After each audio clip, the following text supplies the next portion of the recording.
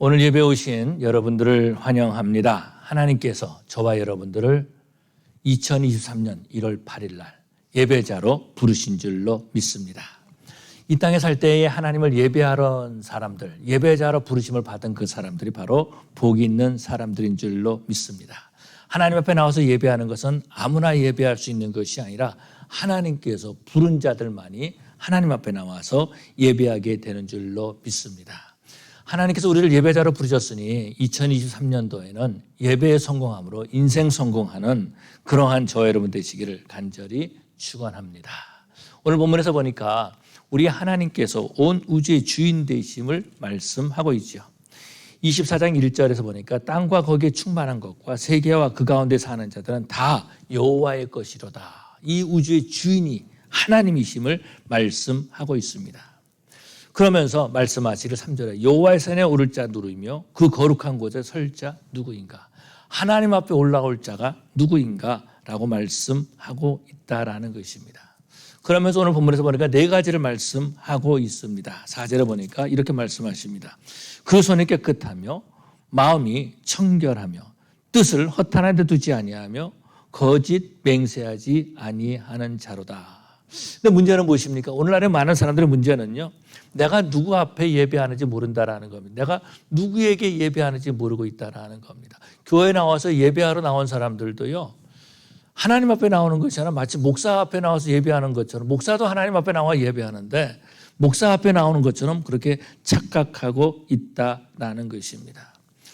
오늘 저 여러분을 만드신 온 우주의 주인 되신 하나님께서 저와 여러분을 불러서 우리가 하나님 앞에 나와 예배하게 된 줄로 믿습니다. 오늘 성경 본문의 배경은요, 바로 이런 겁니다. 어떤 것이냐면은 다윗이 이제 기럇 여아림에 있는 법궤를 가지고 예루살렘으로 가지고 올라갈 때에 이 시편을 썼을 것이다. 그렇게 말하고 있습니다. 법궤를 예루살렘에 가지고 올라가는 거예요. 그래서 문들아 머리를 치를지어다 이렇게 선포하는 것을 보게 되죠. 그런데 과연 하나님 앞에 올라가서 예배할 수 있는 사람이 누구일까? 여호와의 거룩한 성에 올라가서 예배할 사람들이 누구일까라는 거죠. 누가 하나님 앞에 나와서 예배할 수 있을 것인가라는 것입니다. 그래서 다윗은 이 네 가지를 말해주고 있는데요. 하나님 앞에 나와 예배하기 위해서 이렇게 준비해야 된다라는 것입니다.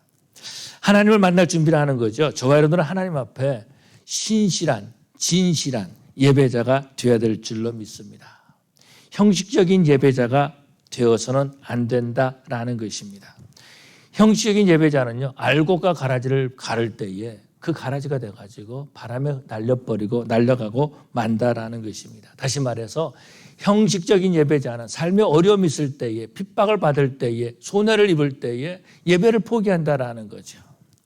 예배를 포기하는 것은요, 여호와 하나님이 나의 하나님이심을 부인하는 것과 같다라는 것입니다. 우리 하나님은요, 우리의 예배를 통해서 여호와 하나님이 나의 하나님 되심을 선포하기를 원하고 계십니다. 우리 예배를 통해서 우리 하나님은 내가 너의 하나님이야 이렇게 선포하고 계신다라는 것입니다. 그렇기 때문에 예배하는 가운데 하나님을 만나고 예배하는 가운데 하나님을 만지심이 있는 그 사람이 바로 예배에 성공한 사람들인 줄로 믿습니다. 예배를 드릴 때 형식적으로만 나와서 예배를 드린다면 그 사람은 예배당의 뜰을 밟고 그냥 돌아가는 사람과 마찬가지다라는 것입니다. 우리 하나님은요, 예배하는 가운데 저희를 만나주기를 원하십니다. 예배하는 가운데 우리의 기도를 응답해 주기를 원하십니다. 예배하는 가운데 우리를 하나님의 사람으로 만들어주기를 원하시는 줄로 믿습니다. 우리 하나님은요, 이 예배를 통해서 나의 하나님 되심을 선포하고 계시는 하나님이십니다. 그래서 우리를 찾아와 주시는 하나님이시다라는 겁니다. 우리를 예배를 자리에 부르시고 우리 예배를 받으시는 하나님이시다라는 겁니다. 예배하는 가운데 우리 마음을 만져주시는 하나님이시죠. 그래서 오늘 본문에서 보니까 하나님이 어떤 분이신가라는 것을 가르쳐주고 있는 것을 보게 됩니다. 하나님이 어떤 분이십니까? 온 우주를 창조하신 분이시다라는 겁니다. 뿐만 아니라 나의 주인이 되신다라는 거예요. 나의 모든 삶에 온 우주의 주인이 되신다라는 것입니다. 그 하나님은 어떤 하나님이십니까? 전능하신 하나님이시다라는 겁니다. 그 전능하신 하나님께서 우리로 하여금 예배드릴 수 있는 간절한 마음을 주시고 저와 여러분들을 오늘 예배 자리로 이 자리에 부르신 줄로 믿습니다. 예수님께서 이 땅에 사역하실 때에 하나님을 증거하셨죠. 성부와 하나님을 증거하셨다라는 것입니다. 그런데 하나님의 백성들이라고 하는 유대인들이요, 이 하나님을 의식하지 못했습니다. 그러다 보니까 예배가 형식이 된 거예요. 말라기서 보니까 저는 것, 병든 것, 쓸모없는 것들을 하나님 앞에 드렸다라는 것입니다. 그리고 좋은 것들은 자기가 다 가지고 가는 거죠. 이 예배를 통해서 하나님의 백성이라고 하는 유대인들이 하나님을 무시하기 시작했다라는 것입니다. 그런데 성령 하나님이 이 땅에 오심으로 말미암아서 이 땅에 예배를 회복하게 해주신 줄로 믿습니다. 우리를 만져주시고 하나님이 어떤 분인지 깨닫게 해주시고 뿐만 아니라 내가 하나님 앞에 예배하는 예배자라는 것을 깨닫게 해주셨다라는 것입니다. 그래서 우리가 예배를 잘 드리는 사람들을 보면은요, 그 삶이 행복한 것을 볼 수 있습니다. 예배를 통해서 문제가 해결되고, 예배를 통해서 하나님을 만나고, 예배를 통해서 이 땅의 것이 아니라 하나님의 것을 사모하기 때문에 그런 거죠. 그래서 예배에 성공한 사람들을 보면은요, 하나님이 그 사람들을 인정해 주신 것을 볼 수 있습니다. 우리 하나님 앞에 예배를 드릴 때 창세기에 보니까 가인과 아벨이 하나님 앞에 예배를 드렸습니다. 그런데 하나님이 인정해 주는 예배가 있고 인정해 주지 않는 예배가 있었다라는 것입니다. 하나님이 인정해 주셨던 그 아벨의 예배는 하나님이 받으셨지만은 가인의 예배는 인정하지 않으셨죠.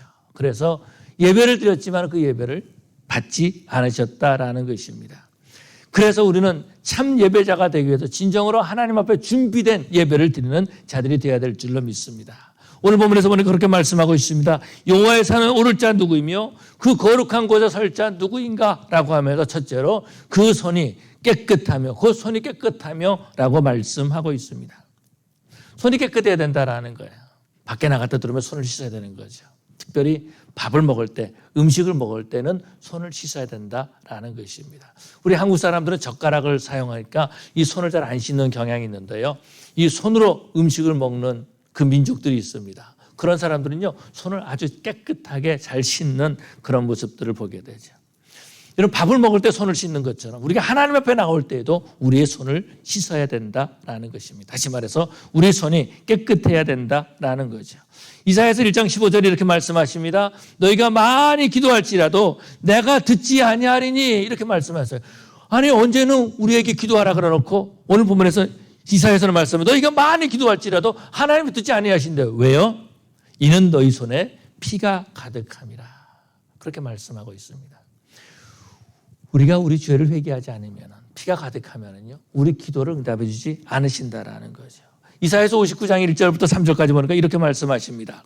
여호와의 손이 짧아 구원하지 못하심도 아니요 귀가 둔하여 듣지 못하심도 아니라 오직 너희 죄악이 너희와 너희 하나님 사이를 갈라놓았고 너희 죄가 그의 얼굴을 가리어서 너희에게서 듣지 아니하게 하심이라. 이는 너희 손이 피해 너희 손가락이 죄악에 더러워졌으며 너희 입술은 거짓을 말하며 너희 혀는 악독을 내미라. 손이 깨끗해진다는 것은 우리의 죄를 자복하는 거죠. 우리 죄가 용서받는 것을 말씀하고 있는 것입니다. 하나님 앞에 나와 예배하는 사람들은요, 우리 죄를 자복하고 회개해야 된다라는 거죠. 근데 문제는 뭐냐면은 회개하지 않고 죄와 함께 살면서 하나님도 예배하려고 한다라는 거죠. 죄악에 둥글러 살면서 나는 그래도 하나님 앞에 예배하는 사람이야, 그러고 있다라는 것입니다. 우리가 금요일 날 성 어거스틴에 대해서 말씀을 나눴습니다.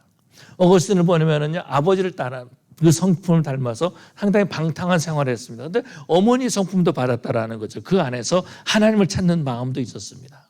그러다 보니까 어떤 삶을 살았냐면은 삶은 방탕한데 그 속에서는 하나님을 찾고 있었다라는 거죠. 그러다 보니까 어떻게 돼요? 계속해서 죄악 가운데 빠지게 되고 계속해서 점점 악을 행하게 되었다라는 것입니다. 나중에는 만이교에 빠져가지고 자신의 죄를 인정하지 않는 그런 자리까지 들어간 것을 볼 수 있습니다. 우리 하나님은요, 우리를 부르시고 우리의 죄를 용서해 주시는 하나님이신 줄로 믿습니다. 그래서 이사야서 1장 18절에 이렇게 말씀하고 있습니다. 여호와께서 말씀하시되 오라 우리가 서로 변론하자. 너희 죄가 주홍 같을지라도 눈과 같이 이어질 것이요 진홍같이 붉을지라도 양털같이 희게 되리라 라고 말씀하십니다. 이것은요, 우리 하나님이 우리 죄를 용서해 주고 싶은 거죠. 우리 죄를 용서해 주고 싶다라는 겁니다. 왜요? 성령 하나님이 우리와 함께 하기를 원하시기 때문에. 하나님께서는 죄악 가운데 있는 우리와 함께 하시는 것이 아니라 죄를 용서받은 우리와 함께 하고 싶다라는 것입니다. 그래서 하나님 우리 죄를 용서하고 싶으신 거예요.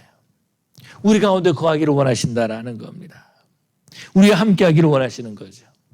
오순절날 베드로가 그곳에 있는 사람들에게 설교를 했습니다. 예수님을 주라고 설교를 했던 거죠. 그때에 그 사람들이 그 말을 듣고 어떻게 합니까? 형제들아 우리가 어찌할꼬 이렇게 말한 것을 보게 되죠.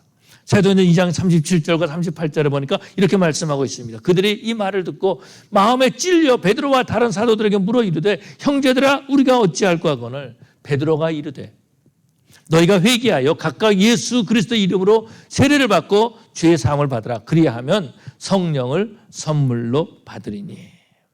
회개하면 하나님이 우리 죄를 용서해 주시고 회개하면은 저와 여러분들을 여호와의 성산에 서게 해 주시는 줄로 믿습니다.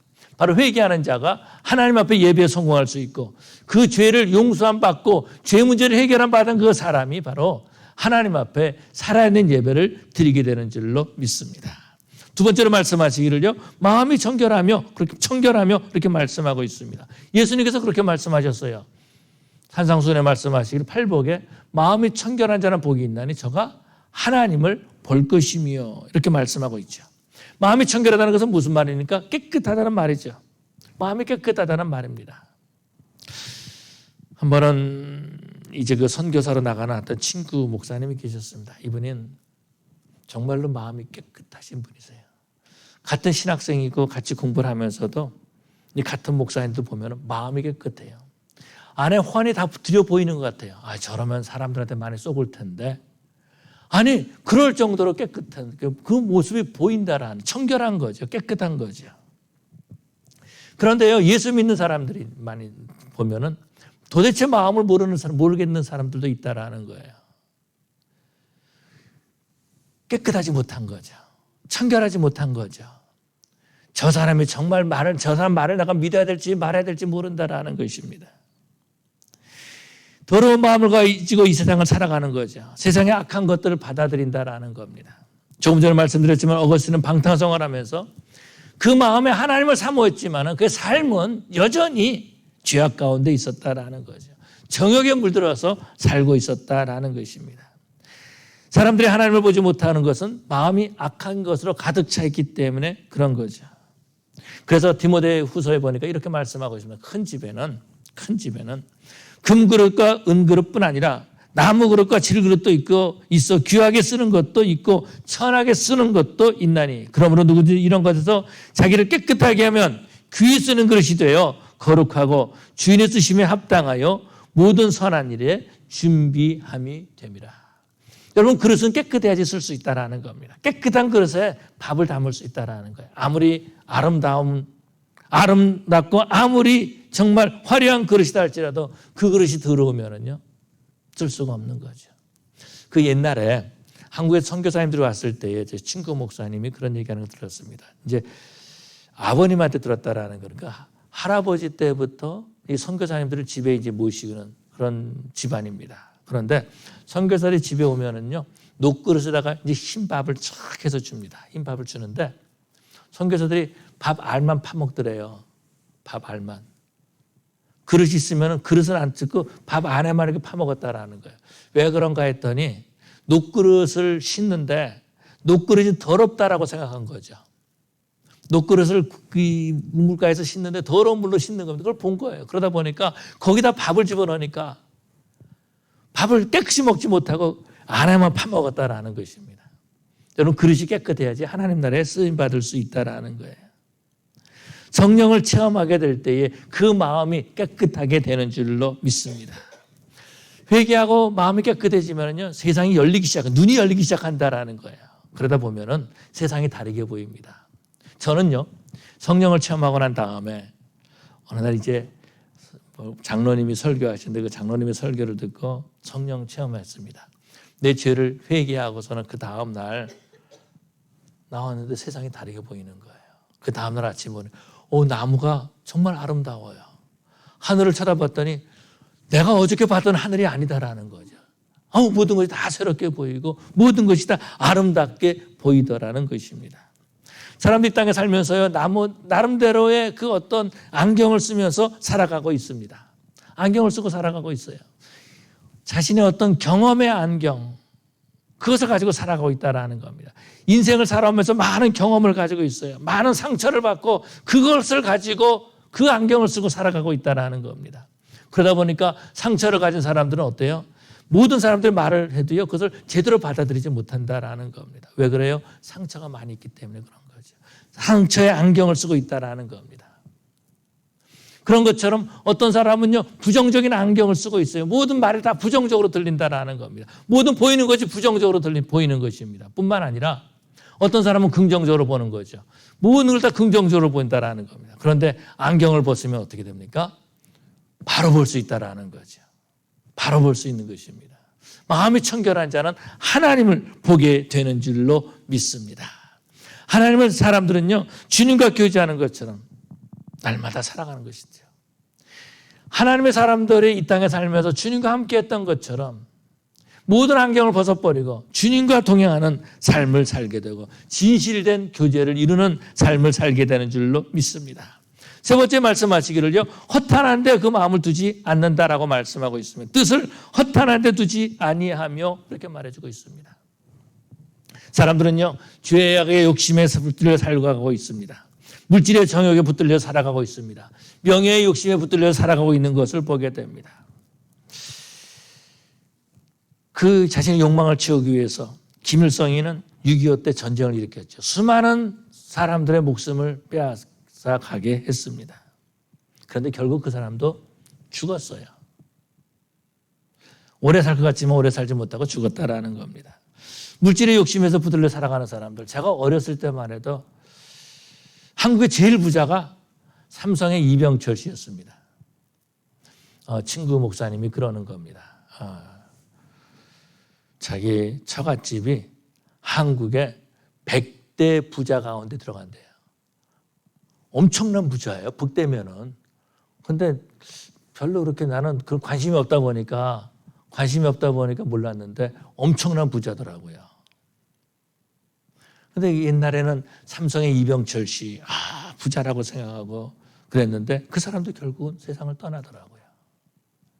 명예에 붙들려가지고 한 나라의 대통령이 되겠다는 사람들, 대통령이 된 다음에 감옥에 간 사람들도 꽤 있더라고요.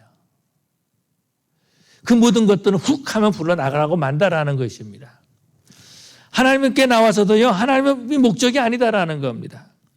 하나님은 내 목적을 이루기 위한 도구에 불과하다라는 거예요. 그러다 보니까 하나님께 예배하는 것이 아니라 하나님 나에게 이것을 주십시오, 내 욕심을 이루는데 도와달라고 기도하는 거죠.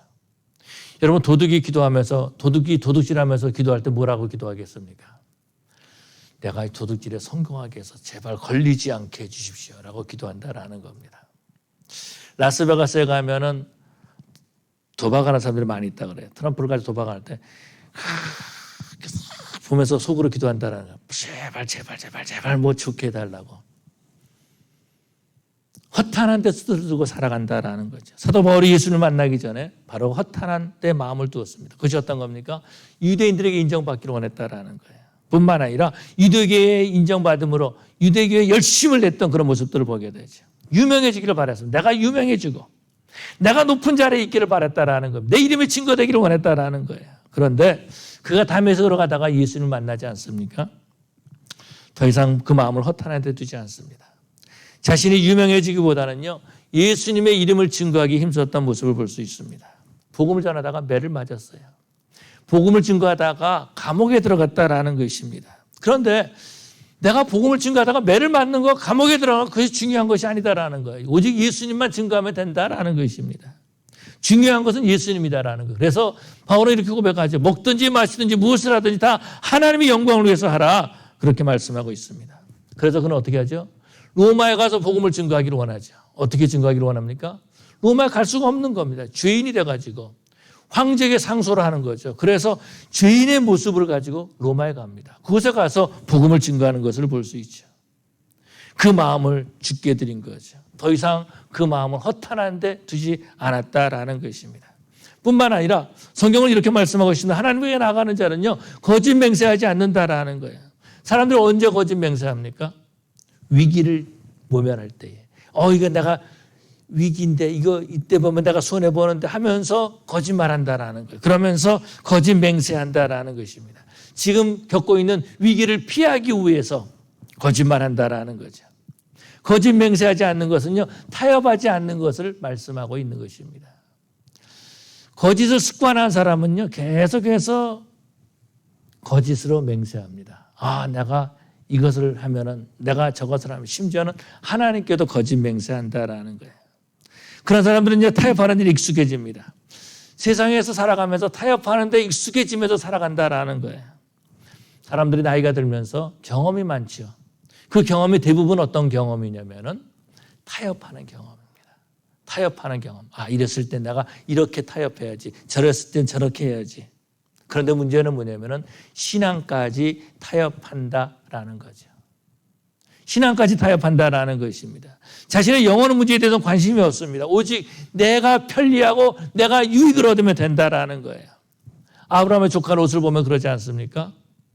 아브라함이 조카 롯에게 말합니다. 네가 동을 하면 나는 소하고 네가 남을 하면 나는 북하겠다. 그러니까 이 조카 롯이 보니까 소돔 땅을 보죠. 소돔 땅을 보니까 물이 넉넉합니다. 그곳에 가면 내가 돈을 더 많이 벌 수 있겠다. 점점 소돔성으로 가까이 갑니다. 그러다가 어떻게 돼요? 소돔성 안에까지 들어가죠. 내가 소돔성에 들어가서 내 두 딸을 어떻게 양육할 것인가? 내가 어떻게 신앙생활할 것인가? 여기에는 관심이 없었다라는 것입니다. 오직 내 욕심만을 채우기를 원했던 거죠. 그래서 소돔성에 들어가는 그런 모습들을 보게 됩니다. 그런데 우리 하나님은요, 우리로 하여금 신앙을 타협하지 않게 하시는 하나님이십니다. 아멘. 그래서 어떻게 하십니까? 우리로 하여금 환경을 이기게 하신다라는 거예요. 환경을 이기게 하신다라는 겁니다. 저와 여러분들도 오늘 하나님 앞에 나온 것도 환경을 이기게 하신 하나님의 은혜로 저와 여러분들이 오늘 예배에 나오게 된 줄로 믿습니다. 피곤한데, 일어나기 싫은데, 그래도 하나님 앞에 나온 거죠. 왜요? 하나님께서 우리에게 은혜 주셨다라는 것입니다. 내가 이 시간에 가서 일하면 좀 더 돈을 더 많이 벌 수 있을 텐데 그것이 아니다라는 거예요. 그래도 나는 하나님 앞에 예배하겠다. 하나님께서 우리에게 그런 뜨거운 소원을 주셨던 거죠. 그런 열정을 주셨다라는 것입니다.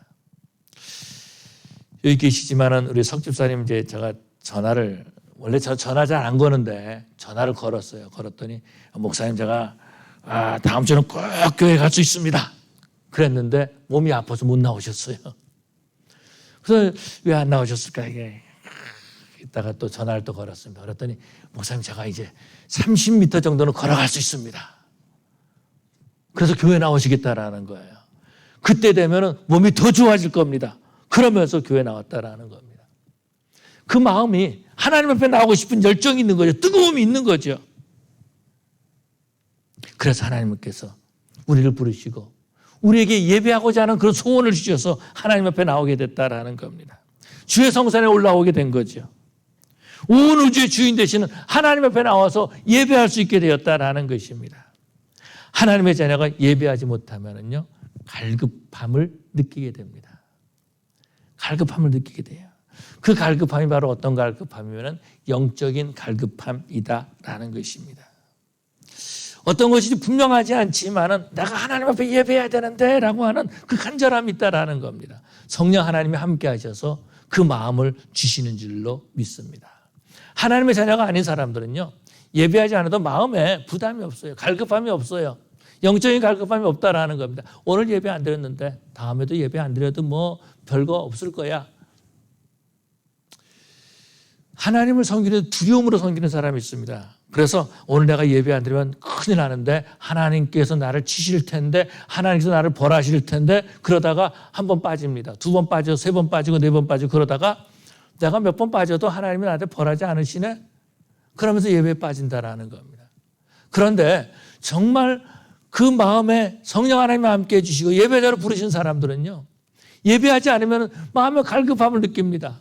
두려운 것이 아니라 갈급함을 느끼는 거예요. 그래서 내가 하나님 앞에 나가서 마음껏 예배하고 싶은데, 찬양하고 싶은데, 기도하고 싶은데 그런 마음을 갖게 된다라는 겁니다. 사랑하는 성도 여러분, 하나님께서 2023년도 저와 여러분들에게 예배자로 세우시고 예배자의 그 마음을 주신 줄로 믿습니다. 그렇기 때문에 2023년도에는요. 저와 여러분들이 복받은 사람으로서 예배에 성공하는 그런 신앙생활을 해야 될 줄로 믿습니다. 날마다 매 순간마다 성령 하나님 인도하심을 받는 그런 하나가 되시기를 바랍니다.